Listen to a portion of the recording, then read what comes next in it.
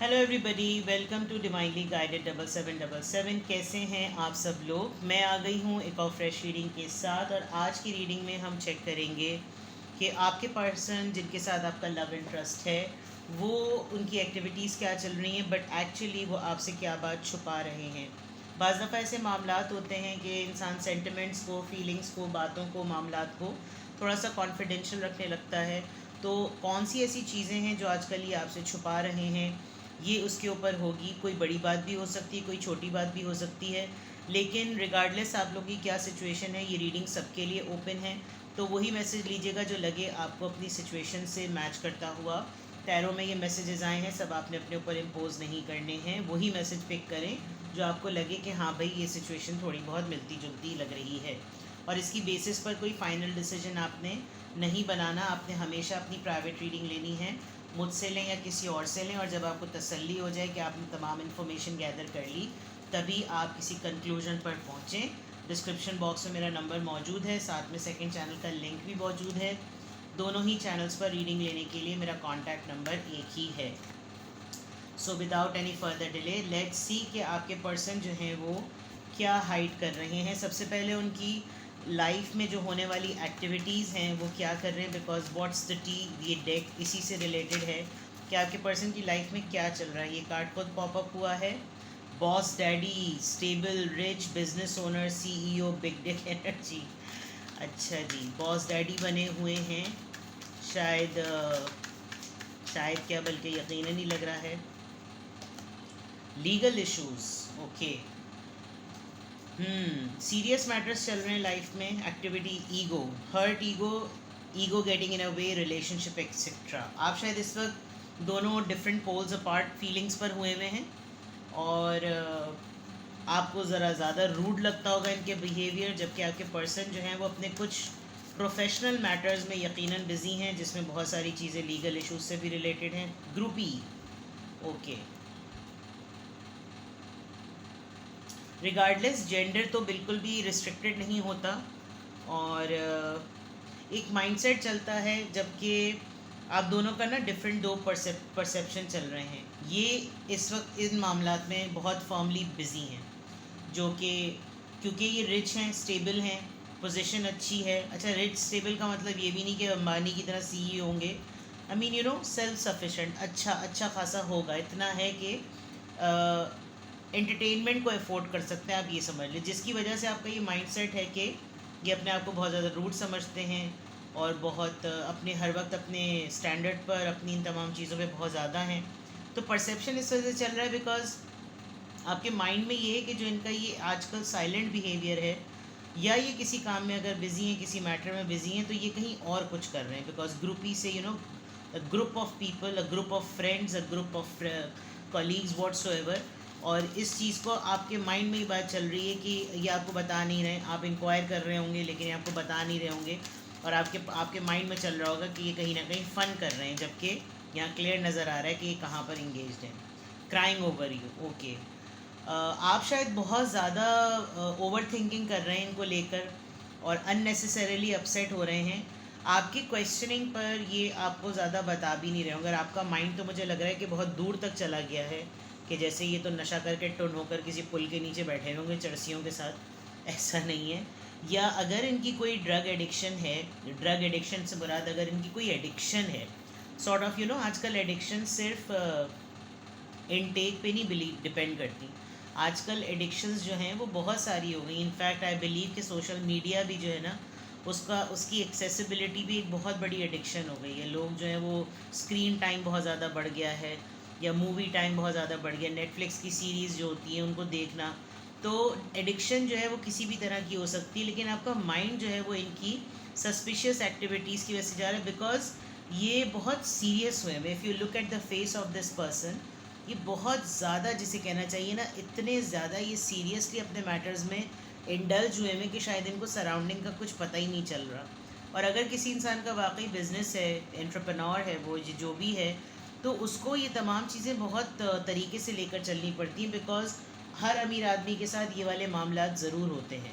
तो शायद ये आपको बता नहीं रहे होंगे कि इनको कोर्ट कचहरी का मामला पड़ रहा है, इनका लॉयर इनका वीक है, या ये कंसल्टेंट हो सकते हैं, या इन्होंने कंसल्टेंसी से कांटेक्ट किया हुआ है इमिग्रेशन के लिए, वहाँ का लॉयर कुछ पंगा कर रहा है, कुछ भी है। बट हियर इन दोनों बीच के अगर क्रॉस करें तो ego is the main thing. आपको लग रहा है कि मेरी ईगो हर्ट हो रही है, मैं पूछे चली जा रहा हूँ, पूछे चली जा रही हूँ, पूछे चली जा रही हूँ, और मुझे कुछ बताया नहीं जा रहा, और लेकिन ये कौन सा तरीका है, और इस ईगो को बीच में लाने की क्या ज़रूरत है, कुछ भी चल रहा है तो बता दो। तो इस तरह के मामलात हैं, और आपके माइंड में, बैक ऑफ द माइंड ये है कि ये कहीं ग्रुपिंग में, कहीं इंजॉय में, काफ़ी फन में, पार्टी में, और उस पार्टी के अंदर नशा टोन पे टाली सुई चुभ हुई, लगा लिया, नशा टोन हो गए, फुल टोनारी बने हुए होंगे। तो इस तरह की चीज़ें आपके माइंड में चल रही हैं। But actually what are they hiding? Honestly speaking, they are busy somewhere, and particularly I must say कि रियली सीरियसली बिजी समवेयर। और अगर इनका बहुत बड़ा मैंशन नहीं है, कोई बहुत बड़ा बिजनेस नहीं है, अगर स्मॉल सेटअप भी है, तो उस स्मॉल सेटअप में भी लेन देन के मामलात होते हैं, खातून हो या मर्द, कारोबारी हो, नौकरी हो, घरेलू मामलात हो, लेकिन कोई सीरियस मैटर है जिसके अंदर इन्हीं को लीड, और बोलते हैं ना बिल्ली के गर्दन में घंटी कौन बांधे, हर चीज़ की जो है सुनवाई, हर चीज़ का जवाब, हर चीज़ की पेशकश जो है वो, हर चीज़ की जो है वो कटहरे में खड़े होने वाली बातें इन्हीं को करनी है। इंक्वायरी भी इनको करनी है, मेंटेन भी इनको करना है। तो इस तरह के मामला ज़रूर हो सकते हैं इन्होंने अपना कोई इमिग्रेशन से रिलेटेड कोई बिज़नेस सेटअप किया है, और उसके अंदर कोई लीगल इशू आ गया है जिसको रिजॉल्व करना बहुत ज़्यादा ज़रूरी है, अदरवाइज़ रेपुटेशन पे बात आ जाएगी। इस तरह की चीज़ें, ठीक है। Let's see more here, what are they hiding from you, what are they hiding from you, men female, number 2 coffin. Okay, अगर ऐसा कोई मामला है कि,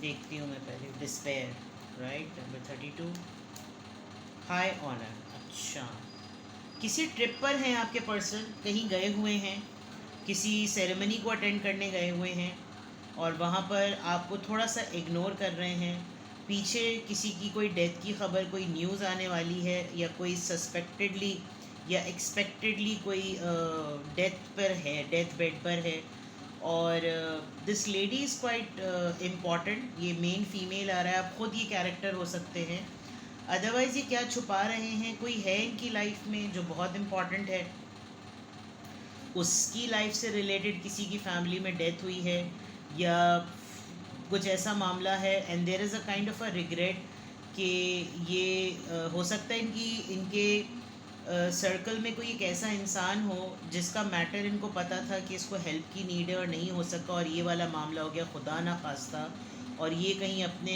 कामों में मसरूफ़ रहे हैं। या ये हो सकता है कि इन्होंने, फॉर एग्ज़ाम्पल, आप इनकी लाइफ में एक मेन पर्सन तो हैं, इसमें कोई डाउट नहीं है, लेकिन ये कहीं कहीं आहिस्ता आहिस्ता अपने इस रेप्यूटेशन की वजह से आपको भूलते चले गए, एंड यू फील समटाइम्स कि जो मेरा एक मेन कैरेक्टर इसकी लाइफ में था वो कहीं बिल्कुल इस कॉफिन में ना, जैसे कॉफिन में मुर्दा बंद हो जाता है, ऐसे बंद हो गया है। अदरवाइज़ आपकी लाइफ में, आपकी फैमिली में कहीं से कोई डेथ की खबर आई है, एंड ही और she is not available to attend it, तो और वो क्यों नहीं अटेंड कर पा रहे, वो कोई ऑथेंटिक न्यूज़ या ऑथेंटिक रीज़न आपको नहीं दे पा रहे, ये बात वो आपसे छुपा रहे हैं, समथिंग लाइक दैट, कम्युनिटी। और यहाँ पे भी देखें इम्प्रिजनमेंट आया है, तो दैट मीन्स कि this there is something related to law and order thing, कोई ऐसी चीज़ तो ज़रूर है जो कि इससे रिलेटेड या इससे रेलेवेंट ज़रूर है। Now let's see from here कि what are they hiding from you, क्या बात छुपा रहे हैं। अब हम लिटरली टैरो से चेक करते हैं क्या छुपा रहे हैं आपके पर्सन आपसे, what are they hiding from you. 10 of sorts, परेशान है। देखिए, मैं बार बार ये बात आ रही है कि दे आर अपसेट, इनको किसी अपने बहुत ही करीबी पर्सन की तरफ से डिच हुए हैं ये, और ये कुछ कर भी नहीं सकते, और उसके बिल्कुल फ़ौरन ही ना, यहाँ पे भी इसके नीचे फ़ौरन मेन फीमेल आया, यहाँ पे भी फ़ौरन क्वीन ऑफ कप्स आया है। क्या छुपा रहे हैं आपके पर्सन, हर्मिट, और हर्मिट के बाद के कार्ड आपके लिए गाइडेंस होगा 6 ऑफ कप्स। ओके, ये इतने अपने हाई मोमेंट पर भी ये बात तो ज़रूर छुपा रहे हैं कि ये आपको मिस कर रहे हैं, एक बात। दूसरा ये कि इस वक्त जो फेज़ है इनका, आप ऑलरेडी अपने एक ईगो क्लैश में हैं, और इनको लग रहा है कि अगर मैं अपने प्रॉब्लम को इससे डिस्कस करूं तो ये ख़ुद ऑलरेडी इतना ज़्यादा क्लोज्ड ऑफ है कि ये मेरे लिए अवेलेबल नहीं है, इसीलिए ये बहुत ज़्यादा बिल्कुल खामोश से हो गए हैं। इनको लग रहा है कि मैं अपनी पूरी स्टोरी क्या नरेट करूँ, मैं किसी को बिठाकर क्या समझाऊँ, तो it's better that I should soul inspect myself कि मेरे साथ क्या हो रहा है, और मुझे किसी को बताने की कुछ ज़रूरत नहीं। हाँ, ये ज़रूर है कि इस पूरे प्रोसीजर में इनको आपकी प्रेजेंस और आपकी एग्जिस्टेंस और आपका साथ चाहिए है with the 6 of cups, but you are not available, और ये बहुत स्ट्रांगली इस बात को फील कर रहे हैं। आप भी बहुत ज़्यादा ईगो में हैं, क्योंकि ये शायद बार बार इसी तरह 10 ऑफ कप्स, आपको बार बार ऐसा लगता होगा कि ये हमेशा अपने प्लेजर टाइम पर आपको याद करते हैं, अपने अवेलेबल टाइम पर याद करते हैं, लेकिन जब आपको नीड होती है तो ये बिल्कुल भी आपको याद नहीं करते। They are missing somebody from the family, और इसीलिए इतना ज़्यादा खामोश हैं। आप भी अवेलेबल नहीं हैं, मिस भी बहुत ज़्यादा कर रहे हैं, पेरेंट्स को मिस कर रहे हैं, जिसको भी मिस कर रहे हैं, बट बहुत सिग्निफिकेंटली नज़र आ रहा है कि ये बहुत ज़्यादा परेशान है। 10 और 10, इनकी लाइफ का कोई मेजर इवेंट या मेजर इंसिडेंट कंप्लीट हुआ है, या फिर कोई ऐसी चीज़ कंप्लीट हुई है जो कि फैमिली के वजह से थी, लेकिन इन्होंने बड़ी परेशानी देखी, और इस परेशानी को जब ये पूरा फेज़ अपना 10-10 पूरा कंप्लीट कर चुके हैं, तो now they are realising that you are nowhere, जिसकी वजह से इनको बहुत ज़्यादा प्रॉब्लम हो रही है कि मैं बोलूँ तो कैसे बोलूँ, मैं मीन लगूँगा या लगूँगी, और ये ऑलरेडी मेरे साथ क्लोज्ड ऑफ है, इसने वैसे ही अपनी बाउंड्री सेट कर दी थी, इसने मुझे वैसे ही अवेलेबल नहीं रखना, या अभी इमोशनली अवेलेबल नहीं है, इसने भी अपने आप को क्वाइट कर लिया है, मैं भी क्वाइट हूँ, तो फिर से ये हो सकता है। लेकिन आप दोनों एक दूसरे के बारे में सोच बहुत ज़्यादा रहे हैं। आप देख सकते हैं दोनों के हाथ में कप्स हैं, लेकिन दोनों की एक दूसरे की तरफ पीठ है, तो दैट मीन्स कि ये जो आप लोगों की म्यूचुअल सेंट्रल एनर्जी आई है, वो यही आई है कि आप लोग हर्ट हो रहे हैं ईगो के अंदर, और ईगो ही आप लोगों के रिलेशनशिप के बीच में आ रही है।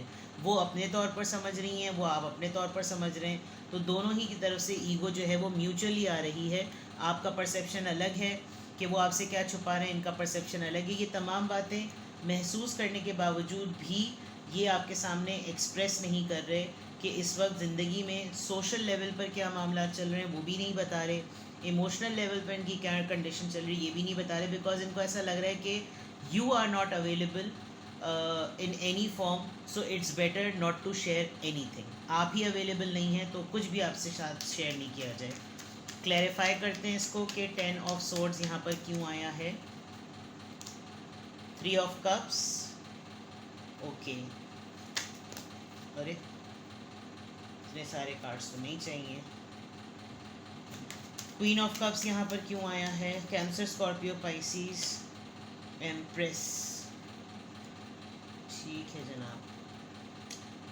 इनके पास आपको ब्लेम करने के लिए बातें हैं, आपके पास इनको ब्लेम करने के लिए बातें हैं। ये परेशान हैं और ये समझ रहे हैं आप अपने फ्रेंड्स में मगन हैं, और आप क्लोज्ड ऑफ इसलिए हैं बिकॉज आपको सिर्फ अपनी ग्रोथ की फ़िक्र है। आप इनके साथ बिल्कुल भी अवेलेबल नहीं हैं, जिसकी वजह से ये बात ये आपसे छुपा रहे हैं। ये आपको ईगोइस्टिक माइंडसेट में इस वक्त पा रहे हैं।